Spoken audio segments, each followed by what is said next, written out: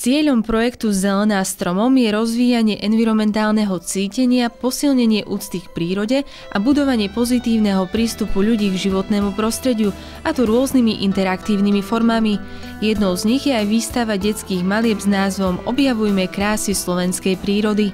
Celý tento projekt Zelená stromom je zameraný na zeleň, na ekológiu, na skrášľovanie životného prostredia a práve to bol hlavný dôvod, prečo sme si vybrali túto tému, aby nám detičky namaľovali niečo pekné, to znamená príroda a okolie okolo nich. V podstate je to prvá v rámci tohto nášho projektu Zelená stromom, ide o prvú výstavu, ktorá je realizovaná. Výstava prezentuje vnímanie prírody detskými očami.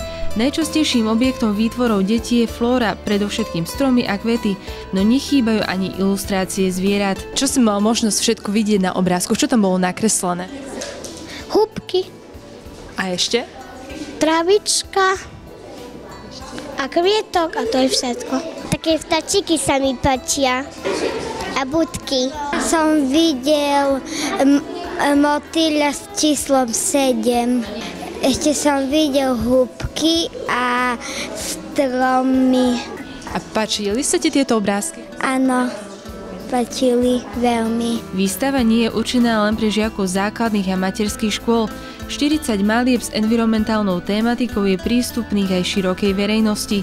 Za výtvarné zobrazenie prírody, ktoré vás najviac upúta o svojou originalitou, kreativitou či farebnosťou, môžete zároveň aj zahlasovať.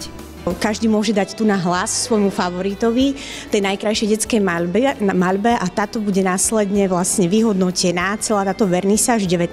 apríla v piatok. Mne sa páčilo číslo 38. Dve húbky, jedna lienka a potom ešte motýľ. 3 kvietky.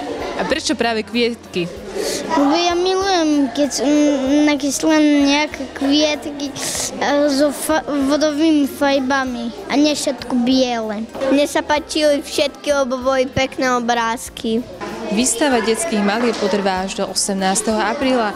Výtvory žiakov základných a materských škôl si môžete prísť do areálu bytového komplexu Vilanova pozrieť aj vy, a to v čase od 14. do 17. hodiny a 18. apríla v čase od 9. do 12. hodiny.